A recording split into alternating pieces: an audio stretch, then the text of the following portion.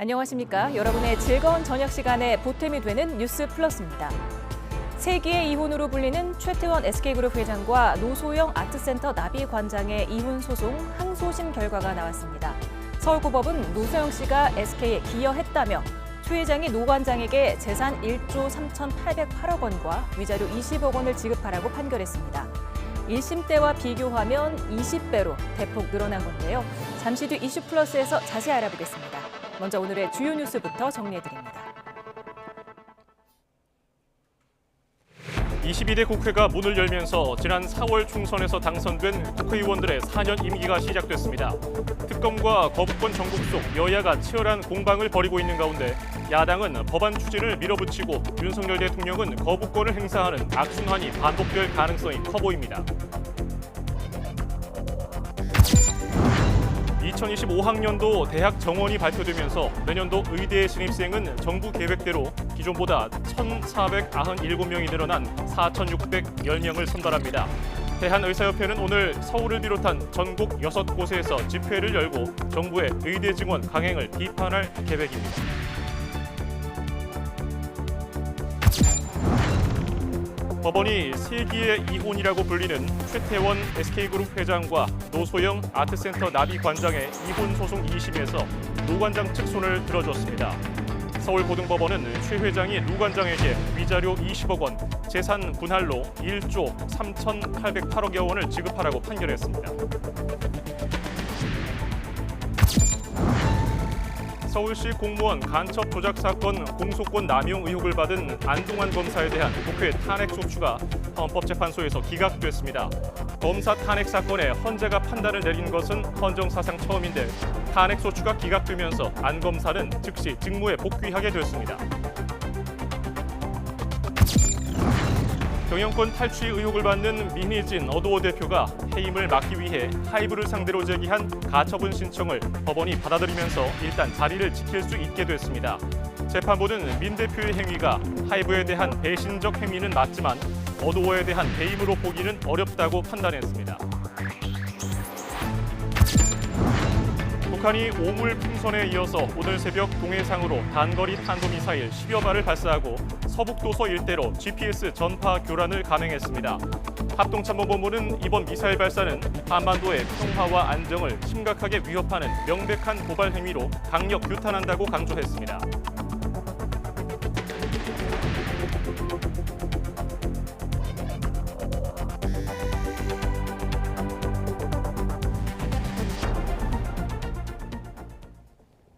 뉴스플러스 첫 소식입니다. 지난 4월 총선에서 당선된 22대 국회의원들의 4년 임기가 오늘 시작됐습니다. 특검과 거부권 전국 속에 여야는 첫날부터 치열한 공방을 벌였습니다. 취재기자 연결합니다. 나혜인 기자. 네, 국회입니다. 네, 개원 첫날 어떤 메시지들이 나왔습니까? 네, 최상병 특검법과 윤석열 대통령의 14번째 거부권 행사를 두고 여야의 설전이 이어졌습니다. 국민의힘은 윤 대통령이 거부권을 행사한 건 국익과 민생에 오히려 해악을 끼치게 될 법안들을 거대 야당이 졸속으로 처리했기 때문이라며 최소한의 방어권을 쓴 거라고 주장했습니다. 김민전 수석 대변인은 특검이나 탄핵 같은 극단의 정치적 수단 역시 결코 가볍게 쓰여서는 안 된다며 22대 국회에선 야당이 입법 폭주를 멈춰야 한다고 주장했습니다. 반면 더불어민주당 박찬대 원내대표는 정부와 여당을 겨냥해 도대체 언제까지 국정 운영을 이렇게 막가파식으로 할 거냐고 비난했습니다. 최상병 순직 사건 수사 외압 의혹은 이종섭 당시 국방부 장관이 윤석열 대통령을 비롯한 대통령실 관계자들과 통화했던 기록이 드러나면서 더 커지고 있다고 주장했습니다. 예, 민주당은 오늘 곧바로 최상병 특검법을 다시 발의했죠? 네, 민주당은 개원 첫날 의원총회에서 최상병 특검법과 이재명 대표가 총선 때 공약했던 25만 원 민생회복 지원금 지급을 위한 특별법을 22대 국회 당론 1호 법안으로 채택해 발의했습니다. 특검법은 21대 국회에서 폐기된 법안에 공수처 수사 과정에서 새로 드러난 의혹들을 더해서 특검의 수사 범위를 조금 더 넓혔습니다.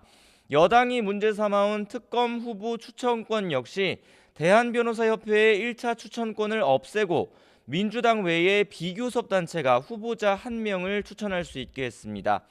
또 대통령이 특검 임명을 거부할 경우에 대비해 특별검사가 제때 임명되지 않으면 후보자 중 연장자가 임명된 것으로 본다는 조항도 새로 넣었습니다. 이재명 대표는 22대 국회는 이전 국회와는 완전히 다를 거라며 성과로 평가받는 민주당이 되겠다고 밝혔습니다. 몽골 기병 같은 자세로 민생 입법과 개혁 입법 속도전에 나서겠습니다. 국정이 더 이상 퇴행하고 비정상적으로 운영되지 않도록 국회가 가지고 있는 국정 감시 견제 권능을 최대한 활용하겠습니다. 여당은 개원 첫 행사로 1박 2일 워크숍을 열었다고요. 네, 국민의힘 지도부와 소속 의원들은 충남 천안의 한 연수원에 모였습니다. 1박 2일 동안 총선 참패 이후 당의 혁신 방안과 22대 국회 입법 과제, 또 대야 협상 전략 등을 논의할 예정입니다. 여당도 당 정책위 차원에서 22대 국회 1호 법안을 준비하고 있는데 민생 법안에 집중을 해서 정책 정당으로 거듭나겠다는 의지를 표명할 것으로 보입니다.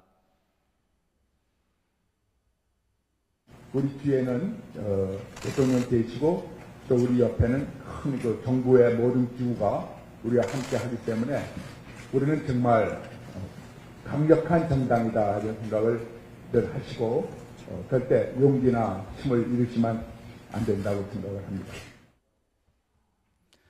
국민의힘은 민주당이 발의한 민생지원금 지급 법안은 받을 수 없다는 입장을 거듭 강조했습니다.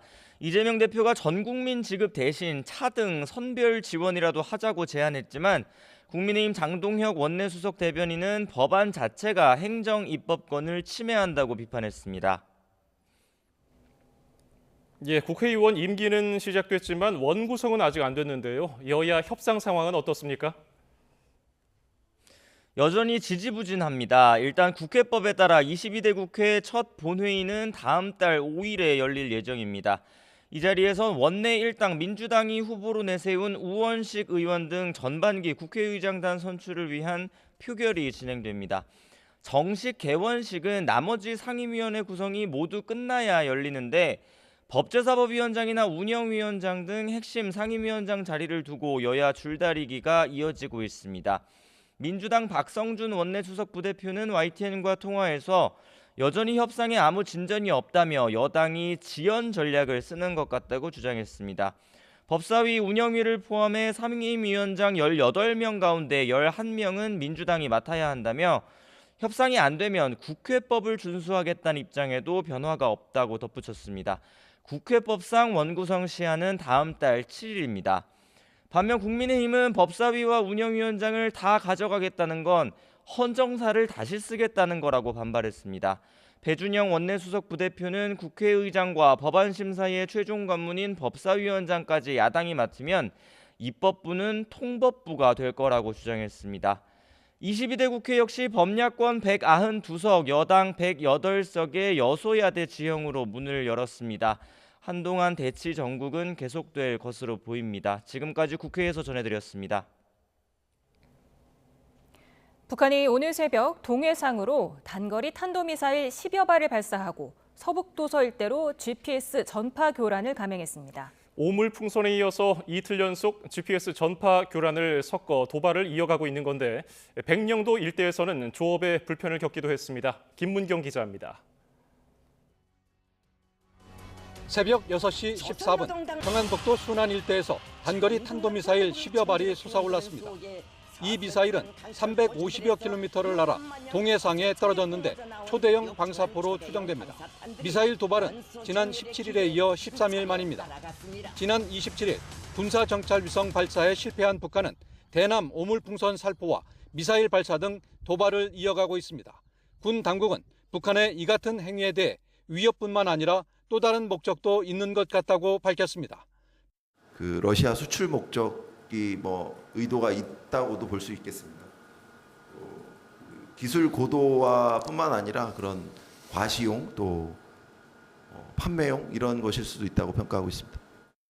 북한은 동쪽으로 미사일을 발사하면서 서쪽에서는 연이틀 GPS 전파 교란도 감행했습니다.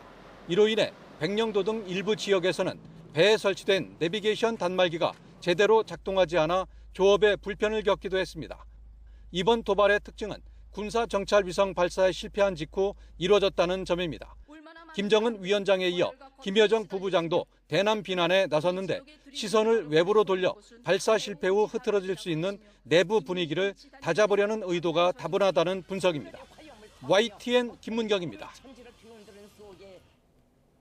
북한 김여정 부부장이 우리 정부가 표현의 자유를 이유로 대북전단을 금지할 수 없다고 한 걸 비꼬아서 오물풍선 도발을 합리화하는 주장을 폈습니다. 정부는 일고의 가치도 없는 궤변이라며 저급한 행위를 중단하라고 경고했습니다. 조수현 기자입니다.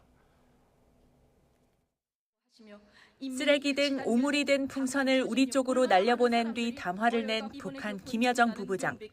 김 부부장은 오물풍선을 진정한 선물로 여기고 계속 주워 담아야 할 것이라며 한국은 북한 인민의 표현의 자유를 빼앗을 수 없다고 밝혔습니다. 앞서 우리 정부가 대북전단을 표현의 자유라고 한 것을 비꼰 겁니다. 김 부부장은 대북전단이 북한 인민을 우롱하고 모독해 당할 만큼 당해야 한다며 북한에 살포하는 오물량의 몇십 배로 대응하겠다고 예고했습니다. 우리 쪽을 비꼬는 거죠. 수거하는데 얼마나 많은 공력이 드는지 당해봐라 이런 식의 담화를 낸 적이 있거든요. 그러니까 어떻게든 대북전단 살포는 받겠다는 거고. 우리 정부는 북한이 반동 사상 문화 배격법 등 3대 악법으로 표현의 자유를 제한하는 현실을 감안할 때 김여정 담화는 자가당착이라고 비판했습니다. 그러면서 앞으로도 살포를 예고한 것은 살포 주체가 인민이 아니라 당국임을 자백하는 셈이라고 지적했습니다. 이어 북한 주민도 부끄러워할 만한 저급한 행위를 즉시 중단할 것을 경고했습니다. 북한 정권이 비문명적이고 비상식적인 오물과 쓰레기 살포를 북한 주민의 표현의 자유라고 운운한 것은 일고의 가치도 없는 궤변입니다. 군 당국도 북한의 대남전단 살포는 우리와 달리 북한군이 담당하는 군사작전이라며 북한의 심리전에 침착하게 대응할 것이라고 강조했습니다. 대북 확성기 방송 가능성에 대해서는 준비 태세를 갖추고 있다고 밝혀 북한의 도발 수위에 따라 상응 조치로 검토할 수도 있음을 내비쳤습니다. YTN 조수연입니다. 북한이 오물풍선을 날려보낸 데 대해 통일부는 대북전단 살포단체에 자제 요청이 필요한지 검토하겠다고 밝혔습니다. 통일부 당국자는 오늘 기자들과 만난 자리에서 대북전단 단체에 살포 자제를 요청할 것인지 질문을 받고 여러 가지를 고려해 필요하다면 그런 부분도 함께 살펴보겠다며 이같이 답했습니다. 이어 지난해 대북전단 금지법 위헌 결정 이후 살포 자제 요청을 하지 않아온 정부 입장에 변화가 있느냐는 질문엔 헌재 결정 취지를 고려해 접근하고 있고 달라진 게 없다고 강조했습니다. 북한이 날려보낸 오물풍선이 서울에 있는 주한 일본 대사관 건물 옥상에도 낙하했다고 교도통신이 보도했습니다.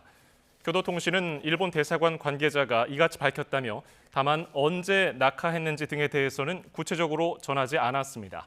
앞서 일본 정부 대변인인 하야시 요시마사 관방장관은 오물풍선이 일본 영토에 날아왔을 때 대응을 묻자 상황에 따라 관계기관이 협력해 대응할 것이라고 답변했습니다.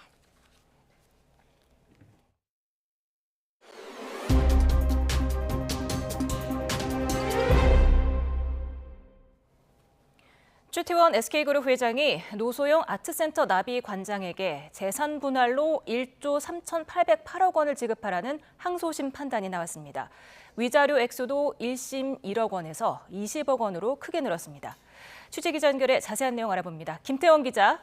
네, 서울고등법원입니다. 네, 세기의 이혼 소송 2심 결과 자세히 전해주시죠. 네, 서울고등법원은 오늘 최 회장과 노 관장의 이혼 소송에서 1심과 마찬가지로 노 관장의 청구를 받아들여 이혼 판결을 내렸습니다. 또 최 회장이 노 관장에게 위자료 20억 원, 재산 분할로 1조 3,808억 원을 지급하라고 판결했습니다. 이는 재작년 12월 1심 법원이 인정한 위자료 1억 원과 재산 분할 655억 원에서 20배 넘게 늘어난 금액입니다. 특히 재산 분할액의 경우 현재까지 알려진 역대 최대 규모인데요. 재판부는 최 회장이 노 관장과 별거하게 된 이후 김희영 TNC재단 이사장과의 관계 유지 등으로 가액 산정이 가능한 부분만 해도 219억 원 이상을 지출했다고 판단했습니다. 반면 노 관장과는 혼인관계가 해소되지 않았는데도 신용카드를 정지시킨 데다 1심 판결 이후엔 생활비 지원도 중단했고 소송 과정에선 부정행위에 대해 진심으로 반성하는 모습을 보이지 않은 태도를 보였다고 질타했습니다. 그러면서 1심 법원이 혼인 파탄의 정신적 고통을 산정한 위자료 1억 원은 너무 적다고 봤습니다. 이어 노 관장이 SK그룹의 가치 증가나 경영활동에 공유한 게 있다고 봐야 한다면서 최 회장의 재산 모두를 분할 대상으로 봤습니다. 이는 최 회장이 보유한 SK 주식에 대해서 노 관장이 자산 형성에 기여한 부분이 없다며 분할 대상으로 받아들이지 않았던 1심 판단도 완전히 뒤집은 겁니다. 그러면서 재판부는 노 관장의 아버지인 노태우 전 대통령이 최종현 전 SK 회장의 방패막이 역할을 해주며 성공적 경영활동에 무형적인 도움을 준 것으로 봤습니다. 이번 판결 직후 노 관장 측은 실체적 진실을 밝히느라 애써주신 재판부에 감사하고 일부 일처제에 대한 헌법적 가치에 대해 깊게 고민해준 훌륭한 판결이라고 말했습니다. 반면 최 회장 측은 재판부가 노 관장 측에 입증되지 않은 일방적 주장을 사실인 것처럼 판단한 것에 동의할 수 없다며 상고를 공언했습니다. 지금까지 서울고등법원에서 전해드렸습니다. 최태원 SK그룹 회장과 노소영 아트센터 나비 관장 간의 이혼 소송에서 SK 주식도 분할 대상이라는 항소심 판결이 나오자 장후반 SK 주가가 급등했습니다. 유가증권 시장에서 SK 주가는 9.26% 오른 15만 8,100원으로 마감했습니다. 항소심 판결이어서 변동 가능성은 있지만 주식이 재산 분할 대상이 될 경우 SK 경영권을 두고 지분 분쟁이 발생할 가능성이 생긴다는 점에서 매수세가 몰렸다는 분석이 나오고 있습니다. 전 서울시 공무원 유우성 씨를 보복 기소한 의혹으로 현직 검사 최초로 탄핵 심판을 받은 안동환 검사가 탄핵을 면했습니다. 헌법재판소는 안 검사의 기소를 보복이라고 볼 수 없고 공소권을 남용하지 않았다고 판단했습니다. 홍민기 기자입니다. 지난해 9월 더불어민주당은 안동환 부산지검 2차장 검사에 대한 탄핵 소추안 가결을 주도해 끝내 통과시켰습니다. 현직 검사에 대한 헌정사상 첫 탄핵안 통과였습니다. 총 득표수 287표 중 가 180표, 부 105표, 무효 2표로서 가결되었음을 선포합니다. 지난 2014년 서울시 공무원 간첩 조작 사건 피해자 유우성 씨를 보복 기소했다는 것이 탄핵 사유였습니다.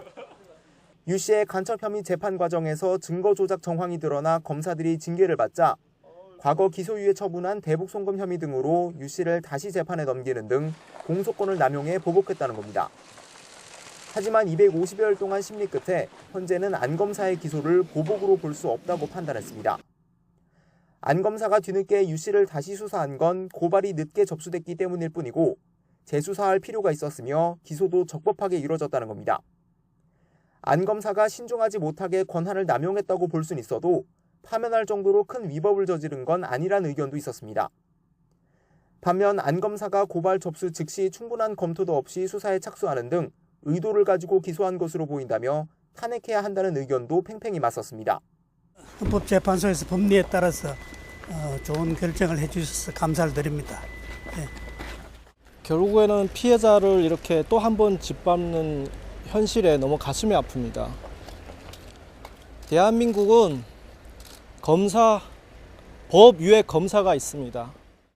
앞서 민주당은 대법원도 검찰의 공소권 남용을 인정했다며 탄핵 필요성을 강조했지만 현재는 검사의 위법 부당한 정도가 원래 직무수행 범위를 벗어나지 않는 이상 직권남용에 해당한다고 단정할 수 없다고 판단했습니다. 현재는 안 검사 외에도 이정섭, 손준성 검사에 대한 탄핵 심판을 심리하고 있는데 이번 결정으로 적잖은 영향을 받을 것으로 보입니다. YTN 홍민기입니다. 경영권 탈취 의혹을 받는 민희진 어도어 대표가 해임을 막기 위해 하이브를 상대로 제기한 가처분 신청이 받아들여졌습니다. 재판부는 민 대표가 어도어 지배권을 확보하기 위해 계획을 세운 건 맞지만 실제로 수행한 건 아닌 만큼 해임 사유가 불충분하다고 봤습니다. 취재기자 연결합니다. 김철희 기자. 네, 사회부입니다. 네, 자세한 내용 전해주시죠. 네, 서울중앙지방법원은 오늘 민 대표가 하이브를 상대로 의결권 행사를 금지해달라며 낸 가처분 신청을 인용했습니다. 먼저 재판부는 하이브가 어도어 주주총회에서 민희진 대표를 사내이사 측에서 해임하는 내용으로 의결권을 행사하려면 사유가 있어야 하고 하이브가 사유의 존재를 소명해야 한다고 판단했습니다. 하지만 현재까지 제출된 주장과 자료만으로는 하이브가 주장하는 해임 사유나 사임 사유가 충분히 소명되지 않았다고 봤습니다. 다만 재판부는 민 대표가 뉴진스를 데리고 하이브 지배에서 벗어나려고 하거나 하이브를 압박해 어도어 지분을 팔게 만드는 방식으로 어도어를 지배할 방법을 모색한 건 분명하다고 못 박았습니다. 그러나 방법을 모색하는 걸 넘어 구체적인 실행 행위까지 나아갔다고 보기는 어려울 뿐 아니라 그와 같은 민 대표 행위가 하이브에 대한 배신은 맞지만 배임 행위가 될 수는 없다고 판단했습니다. 또 민 대표 손해가 클 것으로 예상하는 만큼 본안 판결에 앞서 가처분으로서 하이브 의결권 행사를 금지시킬 필요성도 있다고 말했습니다. 지난달 25일 하이브는 내부 감사 결과 민 대표가 경영권 탈취 계획을 수립했다는 물증을 확보했다며 어도어 경영진을 교체하기 위한 임시 주총 소집을 요구했습니다. 이에 민 대표 측은 이러한 요구가 주주 간 계약 위반이라면서 하이브가 민 대표 해임한 건에 대해 찬성 의결권을 행사해서는 안 된다는 내용의 가처분을 신청했습니다. 지금까지 사회부에서 전해드렸습니다. 어도어 민희진 대표 측은 가처분 신청이 인용된 것과 관련해 재판부가 하이브의 마녀 사냥식 주장이 모두 옳지 않다고 판단한 거라고 강조했습니다. 민 대표 법률 대리를 맡은 법무법인 세종은 법원의 결정으로 하이브는 민 대표 해임안 건에 찬성하는 의결권 행사를 할 수 없게 됐다고 밝혔습니다. 특히 민 대표 등이 나눈 카카오톡 대화 내용이 법정에 모두 제시됐지만 결국 법원은 하이브의 주장을 배척했다며 하이브가 민 대표의 해임 사유를 증명하지 못했다고 설명했습니다. 어도어 민희진 대표를 업무상 배임 혐의로 고발한 하이브 측 관계자가 다시 경찰에 출석했습니다. 하이브 측은 두 번째 고발인 조사라며 임원이 아닌 실무진이 출석했다고 설명했습니다. 조지호 서울경찰청장은 지난 20일 열린 기자간담회에서 하이브 측이 제출한 자료 분석을 마쳤고 고발인 조사가 끝나는 대로 신속하게 수사를 진행하겠다고 말했습니다. 김건희 여사의 명품 가방 수수 의혹을 처음 보도한 인터넷 매체 서울의 소리 기자가 명예훼손 혐의 피의자로 검찰에 출석했습니다.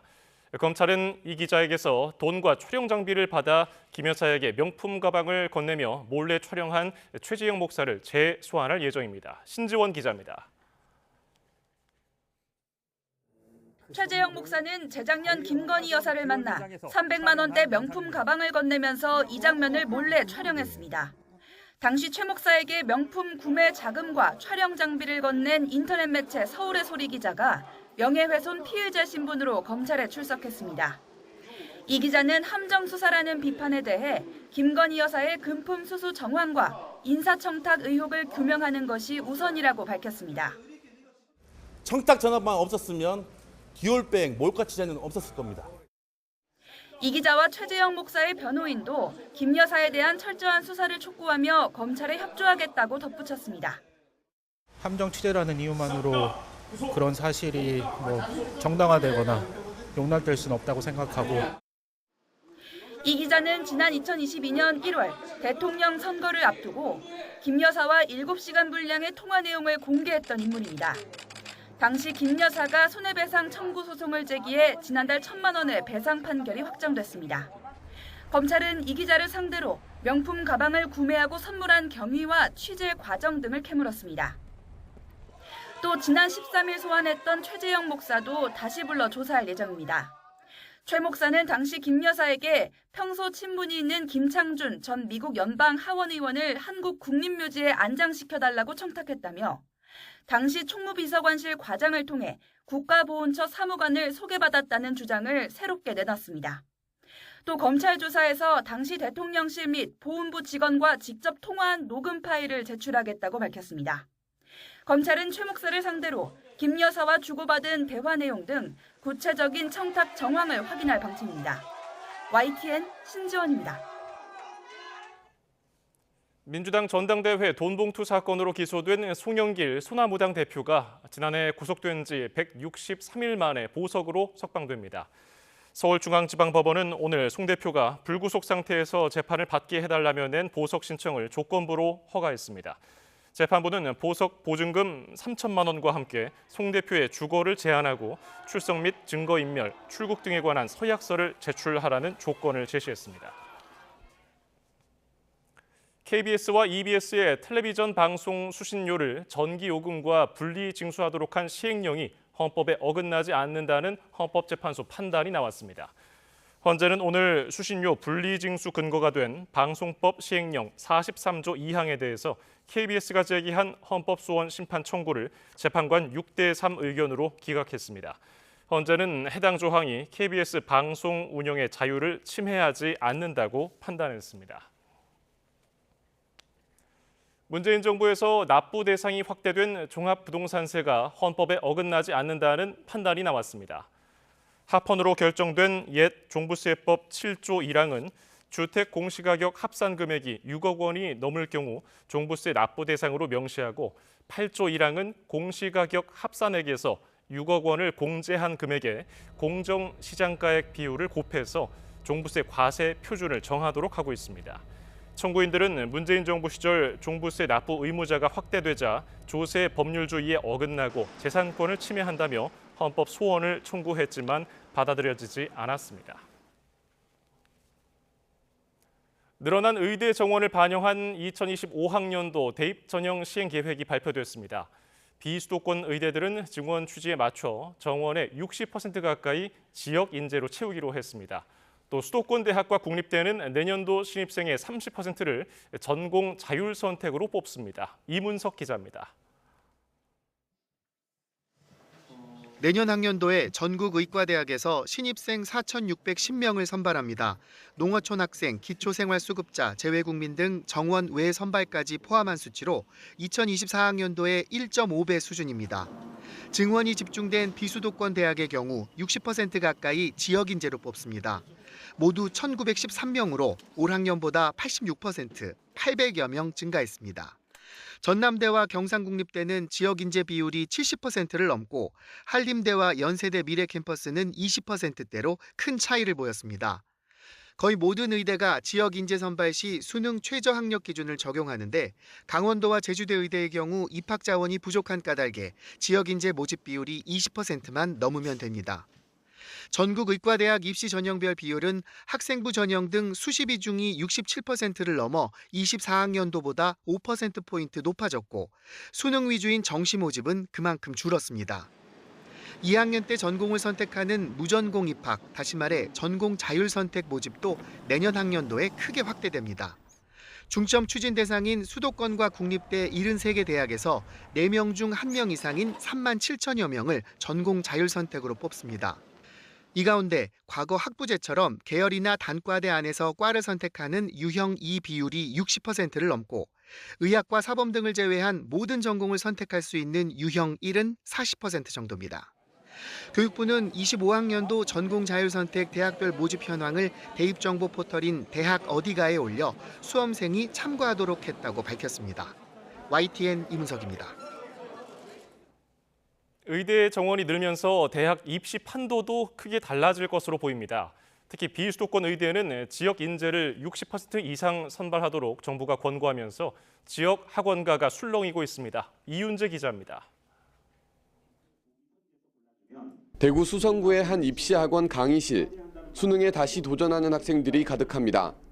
다니던 대학을 접고 의대 진학을 꿈꾸며 재수학원을 찾은 겁니다. 정부가 의대 정원을 늘리고 특히 지역 인재 전형 비율을 높인다는 소식에 자신감을 얻었습니다. 공부하는데 훨씬 더 동기부여는 많이 되는 것 같습니다. 열심히 하면 의대 갈 수 있다는 생각에. 근데 저뿐만 아니라 모든 학생한테 다 기회가 동등하게 늘어난 거니까.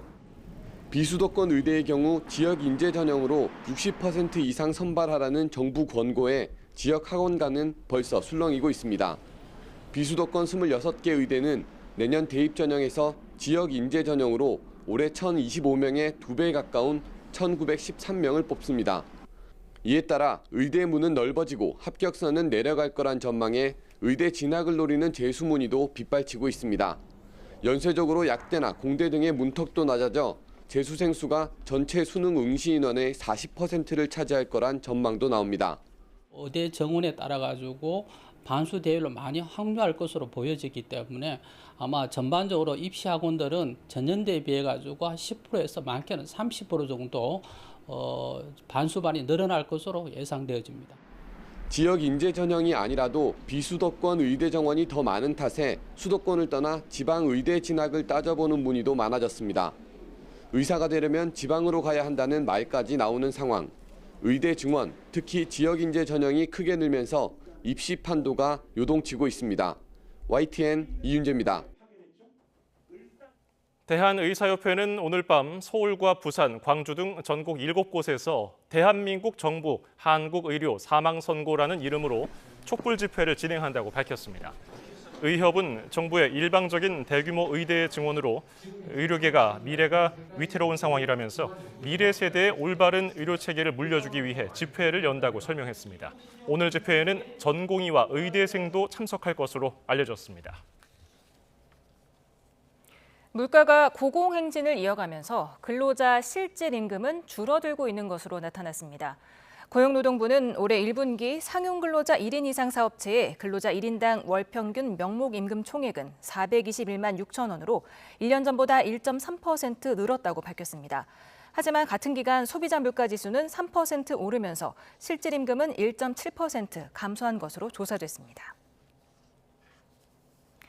지난해 회계연도 기준 나랏빚은 1,092조 5천억 원으로 전년 대비 59조 원가량 증가한 걸로 나타났습니다. 감사원은 오늘 이 같은 내용의 2023 회계연도 국가결산보고서를 공개하고 국회에 제출했다고 밝혔습니다. 국내 총생산 대비 국가 채무 비율도 48.9%로 전년 대비 1.1%포인트 늘었습니다. 판돈 규모가 2천억 원이 넘는 불법 도박 사이트를 운영한 일당이 경찰에 붙잡혔습니다.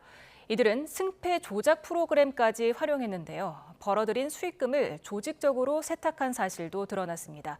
표정우 기자가 취재했습니다. 건물 안으로 터벅터벅 걸어 들어가는 남성. 곧이어 잠복해 있던 경찰이 뒤를 쫓습니다. 사무실로 들이닥친 경찰을 보고 남성은 당황스러움을 감추지 못합니다. 비슷한 시각 다른 사무실에선 증거를 없애려는 듯 사이트 이용자 명단이 담긴 장부를 찢어 변기에 버리기도 합니다. 수북이 쌓인 현금 다발도 발견됐습니다. 모두 바카라와 슬롯머신 등 불법 카지노 사이트를 운영하며 총책 A씨 일당이 벌어들인 돈입니다. 지난해 12월 문을 연 도박 사이트엔 무려 1,000여 명이 방문했는데 한 명당 2억 원꼴로 도박에 탕진하면서 전체 판돈 규모는 2천억 원에 달합니다. 자동화 프로그램을 총책이 개발을 했습니다. 개발을 해서 승패 조작을 하고 도박 사이트를 왕성하게 활동하기 위해서 투자자를 모집해서 시연회까지 한 내용이 있고요. A씨 등은 경찰의 추적이 시작되자 범죄 수익금을 빼돌리는 데에도 집중했습니다. 대포 계좌 100여 개를 동원해 수익금을 나누고 은행도 10곳 넘는 곳을 찾아가 소액씩 현금을 찾는 치밀함도 보였습니다. 이 같은 수법으로 매일같이 현금 5억 원씩을 인출했습니다. 경찰은 일당 8명을 붙잡아 A씨 등 5명은 구속 상태로 검찰에 넘겼습니다. 경찰은 압수한 현금을 비롯해 범죄 수익을 끝까지 추적해 몰수하고 도박 사이트 이용자 1,000여 명에 대해서도 수사를 이어갈 방침입니다. YTN 표정우입니다. 4년 넘게 두 자녀 양육비 수천만 원을 전 부인에게 주재하는 30대 남성이 징역 3개월의 실형을 선고받았습니다. 재판부는 A씨가 책임을 회피했기 때문에 실형을 선고한다면서도 양육비를 지급하라는 의미로 법정 구속하지는 않는다고 설명했습니다. A씨는 2019년 9월부터 최근까지 전 아내에게 두 자녀 양육비 7,700여만 원을 지급하지 않은 혐의로 불구속 기소됐습니다. 얼차려를 받다 쓰러져 이틀 만에 숨진 훈련병 사건에 대해 국가인권위원회가 직권조사를 진행할지 살핍니다. 인권위는 다음 달 4일 군인권보호위원회를 열고 훈련병 사망 사건에 대한 직권조사 여부를 심의할 예정입니다. 인권위는 피해자 측의 진정 접수는 없었지만 인권 침해와 같은 중대한 사안으로 판단한 거라고 설명했습니다. 윤석열 대통령이 우주항공청 개청식에 참석해 전폭적인 지원을 약속했습니다. 윤석열 대통령은 오늘 오후 경남 사천시 우주항공청 임시청사에서 열린 개청 기념 행사에서 오늘은 대한민국이 우주를 향해 새롭게 비상하는 날이라며 우주 항로를 개척해서 새로운 시대를 열어야 한다고 밝혔습니다. 윤 대통령은 우주항공청이 뉴 스페이스 시대를 열어갈 것이라며 이를 위해 2032년 달에 우리 탐사선을 착륙시키고 2045년 화성에 태극기를 꽂기 위한 스페이스 광개토 프로젝트를 추진하겠다고 말했습니다. 또 우주를 향한 도전과 혁신을 전폭적으로 지원하겠다며 2027년까지 관련 예산을 1조 5천억 원 이상으로 확대하고 2045년까지 100조 원의 투자를 끌어내겠다고 약속했습니다. 우주항공청은 발사 서비스 시장에 진출하겠다는 청사진을 제시했습니다. 제2우주센터 건립과 라그랑주 점 탐사를 전면에 내세웠습니다. 라그랑주 탐사를 전면에 내세웠습니다. 장하영 기자입니다. 우주항공청의 영어 이름은 카사. 닮은 꼴 이름에서 알 수 있듯 미국 항공우주국 나사를 모델로 했습니다. 위원장이 대통령으로 격상된 뒤 처음으로 열린 국가우주위원회에서 우주항공청이 우주정책과 산업 전반의 컨트롤 타워로 기능하기 위한 청사진을 공개했습니다. 수송과 위성, 탐사, 항공의 4대 기술 분야에서 도약을 이루고 산업, 혁신, 국제협력 등 3대 기반을 만들겠다는 전략입니다. 발사 서비스 시장에 진출하기 위해 민간 로켓 발사장과 제2우주센터를 구축하고 누리호보다 크고 고도화된 차세대 발사체와 재사용이 가능한 발사체를 동시에 확보한다는 목표입니다. 고흥에 있는 우주 발사장이 한계를 좀 가지고 있다라고 생각을 해서 민간 발사체의 다양한 수요라든지 이런 것들을 감안을 해서 육상이 됐건 해상이 됐건 발사장을 건립하는 방안을 검토하고 있고 우주경제 영토를 확장하기 위한 로드맵도 새로 짭니다. 아직 어떤 인류도 가지 않은 라그랑주 점 탐사가 로드맵에 포함됐고 예비 타당성 조사에서 탈락했던 2029년 아포피스 소행성 탐사도 다시 검토 대상에 올랐습니다. 우주항공 분야는 선진국과의 기술 격차가 매우 큰 분야입니다. 가장 앞서 나가고 있는 미국과는 10년 넘게 차이가 나고 막대한 예산을 쏟아부으며 미국을 추격하고 있는 중국에도 5년 이상 뒤지고 있습니다. 우주청은 공공주도로는 불가능했던 도전적 과제에도 위험을 무릅쓰겠다고 강조했습니다. 공공부문의 어떤 태도가 위험도를 가능한 한 낮추려고 하는 게 있는데 민간에서는 위험도를 낮춰가지고 국제시장에서 경쟁을 할 수가 없지 않습니까? 그래서 올해 예산으로 7천억여 원을 확보한 우주청은 가장 중요한 임무본부장 산하 부문장 4명을 내정했다며 올해 하반기에 세부 계획을 발표하겠다고 밝혔습니다.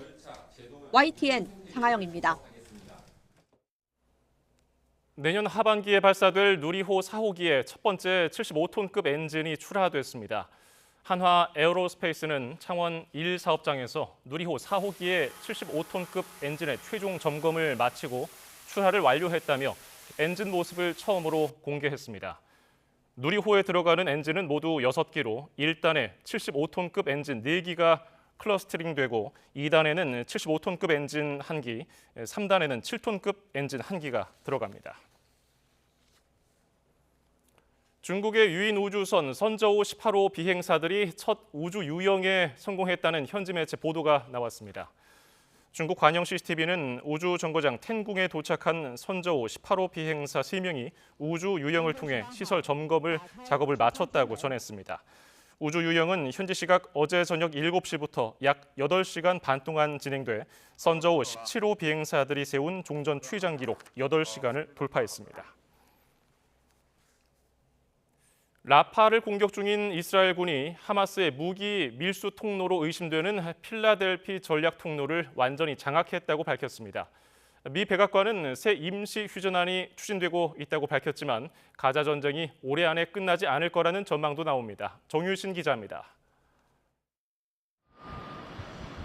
멀리 보이는 라파시 도심에서 끊임없이 연기가 피어오릅니다. 라파 일대에서 격렬한 공습이 이어지면서 부상당한 남성을 급히 옮기는 모습도 목격됐습니다. 외신들은 라파 등에 대한 이스라엘군의 공격으로 수십 명이 추가로 숨졌다고 전했습니다. 이스라엘군은 전략적으로 중요한 라파 부근의 필라델피 통로를 완전히 장악했다고 공식 발표했습니다. 필라델피 통로는 이스라엘과 이집트 국경 사이 14km에 이르는 완충지대로 이스라엘은 하마스의 무기 밀반입 통로로 의심해왔습니다. 이스라엘군은 여기서 하마스 로켓과 미사일 발사대 수십 기를 찾았다고 강조했습니다. השיגו שליטה מבצעית בציר פילדלפי, בגבול שבין מצרים לרפיח. ציר פילדלפי שימש כצינור החמצן של חמאס, דרכו חמאס עסק בהברחות אמל"ח. 하지만 이집트 관영 매체는 가자지구 국경 인근에 무기 밀반입을 위한 터널이 있다는 이스라엘의 주장은 거짓이라고 비난했습니다.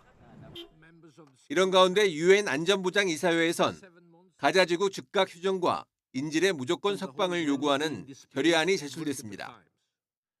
As Israel rolls out significant ground operations in and around Rafah, the devastation is only intensifying. 하지만 미국은 유엔 안보리가 즉각 휴전 결의를 논의하는 것에 부정적인 태도를 보이고 있습니다. 대신 백악관은 임시 휴전을 담은 새로운 제안이 추진되고 있다며 하마스의 전향적인 자세를 촉구했습니다. 반면 이스라엘 고위 관리는 하마스와 전쟁이 최소 7개월 이상 지속될 것이라며 올해 안에 끝나기 어려울 것으로 내다봤습니다. YTN 정윤입니다.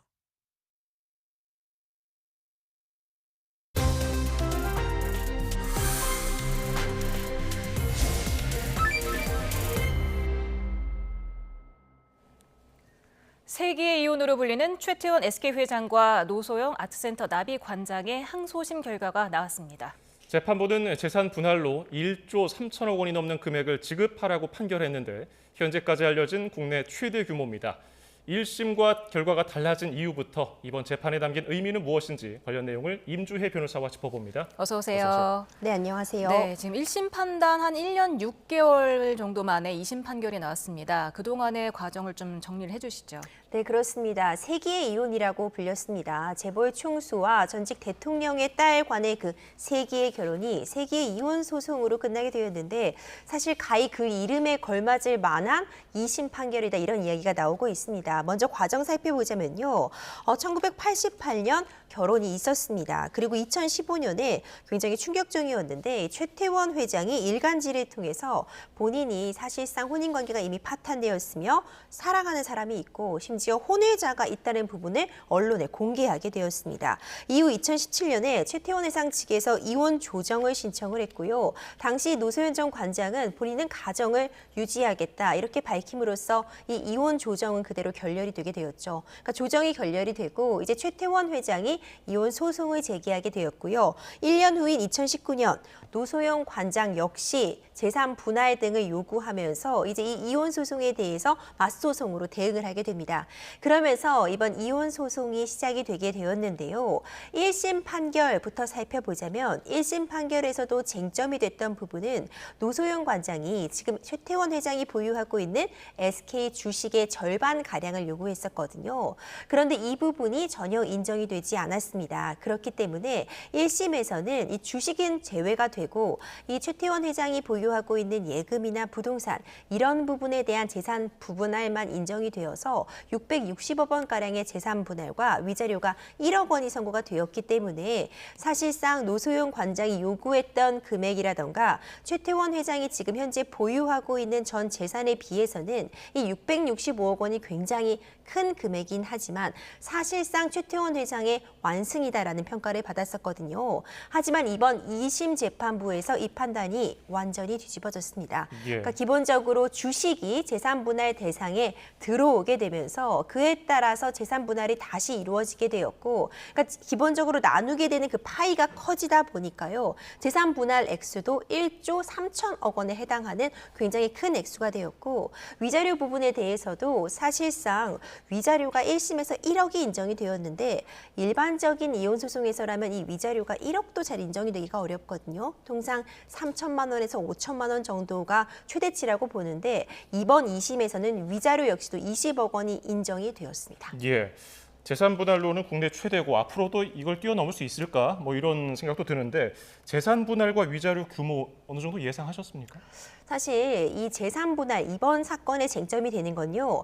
해외 재벌 총수의 그런 이혼 사례에서는 종종 정말 몇 조 원이 되는 재산분할을 받았다 이런 얘기가 들려왔습니다. 예. 하지만 아직 국내에서는 이 정도의 규모가 매우 드물고 앞으로도 쉽지 않을 것이다 이런 이야기가 나오고 있는 것이 재산분할이라고 한다면 일단 두 가지 과정을 거치게 됩니다. 먼저 재산분할은 모든 재산을 대상으로 하는 것이 아니라 혼인 중에 공동으로 형성한 재산만을 그 공동 재산을 대상으로 하기 때문에 내가 부모로부터 상속을 받았다거나 하는 부분 아니면 결혼 이전부터 내가 원래 갖고 있던 재산이다라고 한다면 특유 재산이라고 해서 이혼을 한다고 해도 분할 대상에 들어오지 않거든요. 예. 그렇기 때문에 애초 1심에서는 이 최태원 회장이 보유하고 있는 SK그룹의 주식은 원래 최태원 회장이 갖고 있거나 아니면은 부모로부터 상속받은 재산이기 때문에 이건 특유 재산이라 혼인 중에 형성한 재산이 아니라고 봐서 아예 재산분할 대상에 들어오지 못했죠.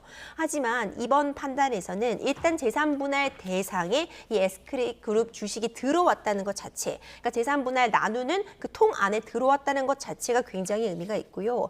두 번째로는 기여도가 문제가 될 수 있습니다. 일단 재산분할의 대상이 된다라고 하더라도 이 부부가 각각 이 재산을 형성하는데 어느 정도 기여를 했는지에 따라서 뭐 5대5, 7대3 이렇게 나누게 되는데 지금 이번 사안에서는 혼인 기간이 굉장히 길었습니다. 30년이 넘었고요. 자녀들이 모두 성장을 했고 그렇기 때문에 노소영 관장이 기본적으로는 가사 일을 담당해 왔고 최태원 회장이 대외적으로 나서서 경제활동을 했다고 해도 이 기여도가 사실상 상당 부분 인정이 될 수 있어서 30년 이상 혼인 생활을 유지하면 일반적인 경우에도 한쪽이 가사 일만을 담당했다고 해도 5대5까지 나오는 경우도 있거든요. 예. 근데 이 부분에 대해서 총 지금 최태원 회장의 재산 규모가 한 4조 원 가량 되는 것으로 추정이 되고 있는데 기여도 부분을 일부 조정을 해서 최태원 회장의 기여도가 65%, 이제 노소영 관장의 기여도 비율을 35% 정도로 조정을 해서 이 4조 원을 대상으로 했을 때 1조 3,800억 원 가량의 재산 분할이 인정이 되었습니다. 지금 아까 그 위자료가 1억을 넘기가 참 힘들다고 말씀을 하셨는데 지금 1심에서 1억 원이던 위자료가 2심에서 20배로 늘었습니다. 20억 원을 내리게 된 근거가 뭘까요? 그렇죠. 사실 이 위자료라는 것이요. 위자료가 좀 현실화돼야 된다. 이 위자료라는 것이 이 혼인 생활의 파탄에 대한 책임을 묻는 그런 성격이 있는 것인데 그 정신적인 피해 보상을 받는데 너무 부족하다는 지적이 계속 있어 왔는데요. 재판부에서 특히 좀 주목할 만한 그런 부분으로 본 것이 일단 최태원 회장이 이 부분과 관련해서 일부 일처제라는 어떤 가치를 지키지 못한 부분에 대해서 이 소송이 진행되는 과정에 반성이 없었다. 좀 이런 부분을 좀 지적하기도 했다는 이야기가 나오고 있고요. 그리고 이제 혼외자를 이제 공개하고 이런 과정에서 노소영 관장에게 이제 극심한 정신적인 어떤 스트레스와 고통을 주었다. 이런 부분에 대해서 언급한 그런 사정으로 보아서 굉장히 그 정도가 심했으며 기간도 길었고 혼외자까지 있었던 사정들 그리고 이후에도 이제 아직 혼인 관계가 유지되고 있음에도 불구하고 이제 혼외자 사실을 밝히고 이혼 소송을 제기한 이후에는 이제 노소영 관장 측에게 현금으로 지급하던 생활비도 딱 중단을 하고 카드 같은 부분도 지급 정지한 부분 이런 부분들이 여전히 지금 혼인 관계가 유지되고 있음에도 불구하고 어떤 반성하는 사정이 없었다 이런 부분들을 감안한 것 같거든요. 예. 그렇기 때문에 정말 드물다고 볼 수 있는 특히 국내 이 재판 과정에서 보자면 거의 전 한 번도 본 적이 없었는데 이렇게 20억 원이라는 아주 큰 액수의 위자료까지 청구가 가능했던 것 같습니다. 예, 재산 분할 과정에서 기여도가 중요하다고 앞서 설명해 주셨는데 여기서 재판부가 기여도를 인정한 게 노태우 전 대통령 비자금 때문이라는 얘기가 있던데요. 이 점 좀 설명해 주시죠. 그렇죠. 그러니까 앞서 1심에서는 이 SK의 주식이 들어오지 못한 부분이 이 SK가 성장하고 특히 최태원 회장이 이 SK의 어떤 주식을 취득하는 과정에서 노소영 관장 측의 기여가 없다고 판단했기 때문이거든요. 예. 하지만 2심에서는 새로 노소영 전 관장 측에서 들고 온 새로운 증거에 관련된 카드가 이 1991년도에 노태우 전 대통령이 최종현, 그러니까 SK 전 선대 회장에게 300억 원가량의 비자금을 건넸으며 이 비자금을 받은 것에 대해서 50억 원짜리 어음 6장, 그러니까 300억 원 규모의 어음을 받았다고 주장을 했습니다. 근데 사실 이미 굉장히 시간이 오래 지났고요. 어떻게 보면 치부라고 볼 수 있는 비자금을 전달했다. 이런 부분이 이번 재판에서까지 등장하게 된 그 배경을 보자면 노소영 관장 측에선 사실 2심에서 사실관계에 대한 판단 부분을 마무리해야 되기 때문에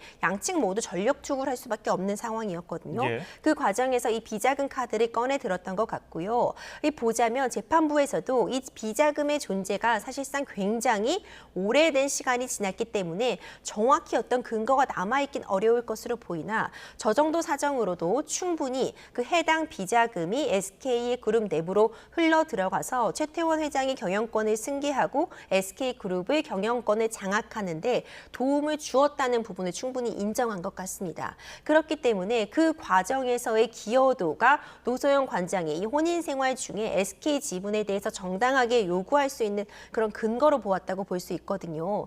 그렇기 때문에 이 비자금에 대한 부분이 명확하게 소명이 되었다. 그래서 반드시 SK로 넘어갔을 것이다 라는 부분이 정확히 입증되었다고 보기보다는 여러 가지 정황 증거나 지금 제출된 증거만으로도 이런 부분, 이 비자금과 관련된 부분 중에서 노소영 관장 측의 자금이 SK로 충분히 들어갔으며 이 부분이 SK가 성장하는 데 영향을 주었다는 부분을 좀 명백히 한 것 같고요. 그 외에도 재판부에서 어떤 이 노태우 전 대통령의 어떤 그런 후광 효과를 입었던 부분도 분명히 있다. 이런 부분도 좀 밝힌 바가 있거든요. 그렇기 때문에 이 기업의 성장 과정에서 노소영 관장 측에 대한 기여도가 있기 때문에 이 재산 역시도 재산 분할 대상이 되어야 된다고 판단한 것 같습니다. 네, 1심에서는 최태원 회장의 완승이다 이런 평가가 나오기도 했었는데 2심에 대한 재판부의 판단에 대한 노소영 측 입장 어떤지 듣고 얘기 계속 이어가 보겠습니다. 혼인의 순결과 일부 일처제주의에 대한 헌법적 가치를 깊게 고민해 주신 아주 훌륭한 판결이라고 그렇게 생각합니다. 부부 공동 재산으로 형성이 돼서 그게 30년간 부부 생활을 거치면서 확대됐으니까 같이 나누는 게 맞다는 것이 지금 재판부의 판단인 것 같습니다. 재산 분할은 혼인 생활 파트너의 규칙과 상관없이 가진 재산을 나누는 거고 위자료는 그거하고 상관없이 잘못한 사람이 피해자한테 주는 금액이니까 아마 이렇게 잘못한 게 많다고 초반에 굉장히 많이 말씀하신 것 같아요. 네, 위자료가 지금 20억 원 판결이 나왔습니다. 근데 노소영 관장 측이 그 최 회장의 동거인한테도 위자료 소송을 걸지 않았습니까? 이건 어떻게 나올까요? 그렇습니다. 그 부분도 좀 별개의 소송인데요. 이제 이 노소영 전 관장 측이 이제 동거인에게 최태원 회장의 동거인에 대해서도 불법 행위에 기한 손해배상 청구, 그러니까 위자료 청구를 해놓은 상태입니다. 이와 관련해서 사실 이번 재판은 이혼과 재산 분할에 대한 부분이고 이제 해당 재판은 어떻게 보면 불법 행위에 기한 위자료 청구이기 때문에 완전히 같은 맥락으로 간다고 볼 수는 없겠지만 분명히 유의미하게 좀 바라볼 만한 지점은요. 이번 재판부에서도 노소영 관장에 대해서 굉장히 극심한 어떤 정신적인 고통에 대해서 인정을 해주었거든요. 이미 혼인 관계가 유지되고 있는 와중에 혼외자가 출생한 부분이라던가 그 이후에도 어떤 경제적인 지원을 끊어버린 부분이라던가 또 반성의 정황이 전혀 없던 부분 이런 부분들이 이번 재산분할 재판에서도 재판부에서 분명히 언급이 되었기 때문에 이 부분은 또 동일한 논거로서 그 해당 그 동거인과 이 노소영 관장 측의 이 손해배상 재판에서도 같은 맥락으로 갈 확률이 매우 높기 때문에 이 위자료의 액수도 상당 부분 인정이 될 수도 있지 않을까 이런 추측을 하게 합니다. 예, 최 회장 측은 대법원까지 간다는 뜻을 밝혔어요. 어쨌든 이 세 개의 소송은 아직 끝나지 않은 건데 이 대법원으로 간다면 결과가 바뀔 가능성이 있을까요?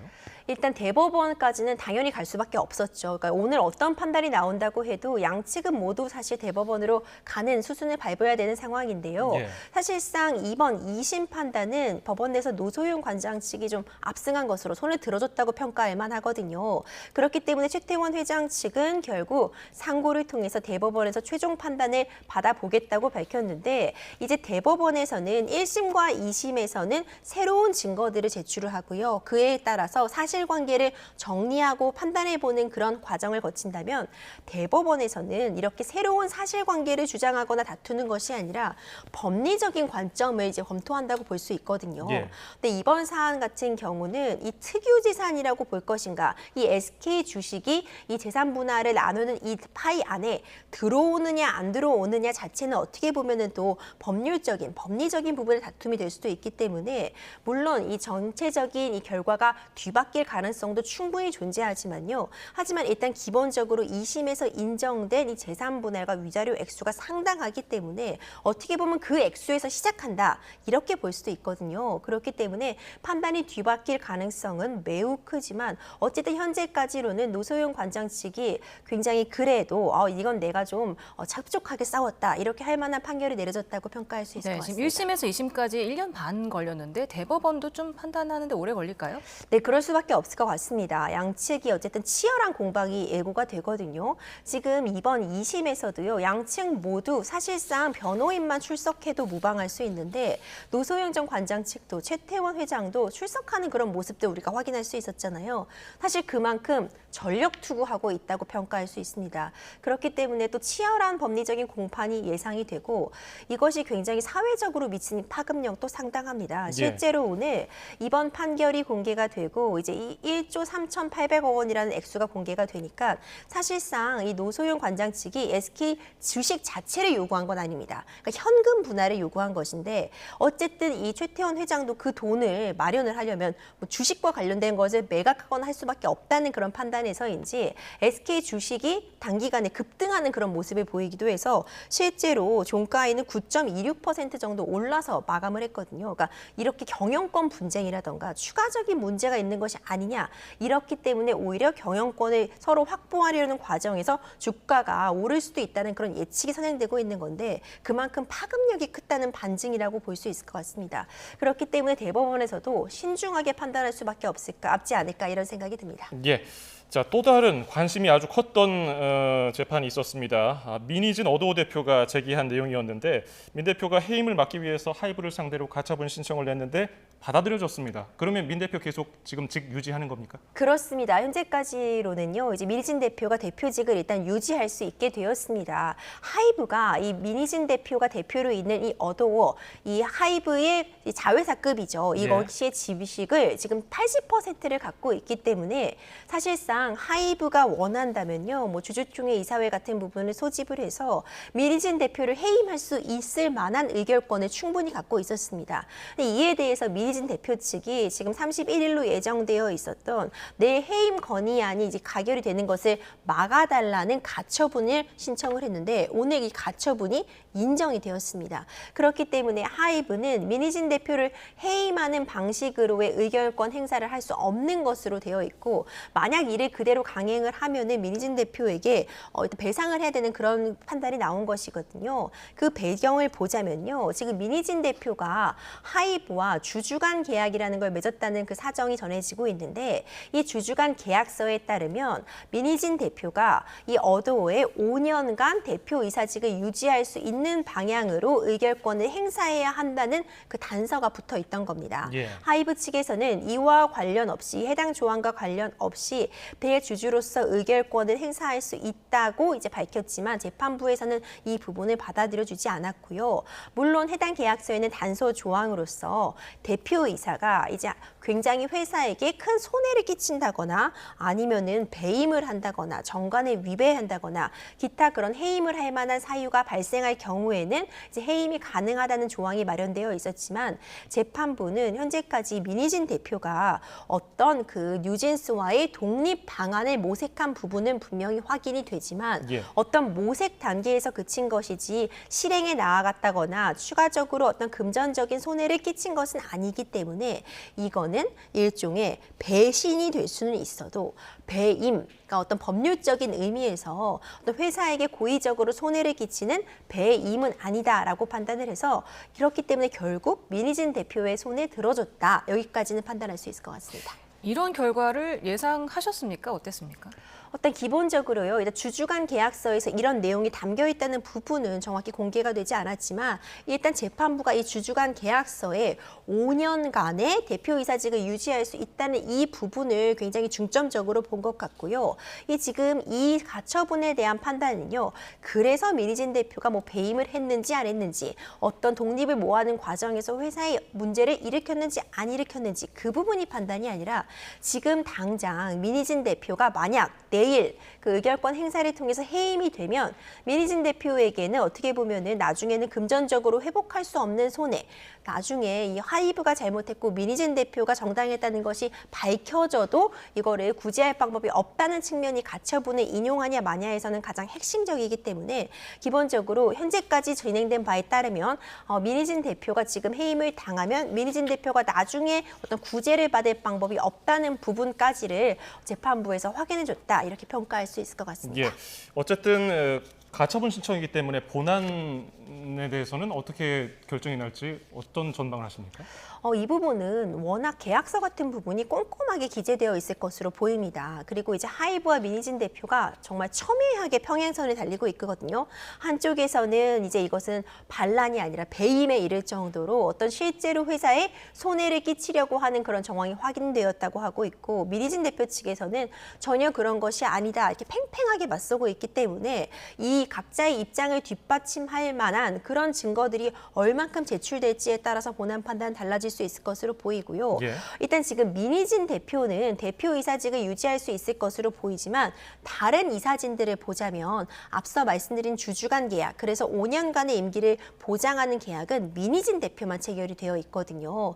그렇기 때문에 사실상 내일 다른 임원진에 대해서는 하이브가 해임을 하는 것이 가능하거든요. 아하. 그렇기 때문에 현 상황대로 유지가 된다고 하더라도 민희진 대표만 혼자 남아있고 우리가 고립무원이라고 하잖아요. 그러니까 아무도 없이 민희진 대표가 본인 사람 없이 혼자서 대표직을 유지하면서 이제 이 어도어를 어떻게 끌고 갈 수 있을지 이런 부분도 좀 고민이 필요한 상황인 것 같습니다.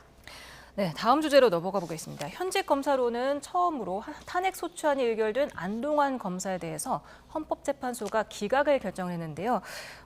먼저 안 검사의 탄핵 소추 사유 뭐였는지 짧게 정리해 주시죠. 네, 해당 탄핵 소추 사유는요. 전직 공무원인 유우성 씨에 대한 보복 기소 혐의가 문제가 되었습니다. 이제 간첩 사건에 연루가 되었는데 당시 증거 조작이 문제가 되어서 최종적으로 이제 무죄 판단을 받게 되었는데 그 과정에서 검찰이나 이제 이런 부분들이 큰 비판을 받게 되자 이제 해당 검사가 이에 대한 어떤 보복 차원에서 이미 2010년도에 대북 송금 관련해서 기소 유예 처분을 받은 사안에 대해서 이 간첩 사건에 대한 어떤 이 재판이 무죄가 판결된 직후에 다시금 기소해서 이것은 어떤 보복 기소였다 이런 혐의를 받았거든요. 예. 또 이 재판과 관련해서 최종적으로 대법원에서 무죄를 받게 되었고 그 과정에서 공소권 남용이라고 해서 이거는 이유 없는 기소였다. 공소권이 남용되었다는 부분이 인정이 된 첫 사례이기도 했습니다. 이와 관련해서 이제 이런 사안, 이 공소권 남용 부분은 검사의 탄핵 소추 사유가 된다고 해서 이번 탄핵 심판이 열리게 되었고요.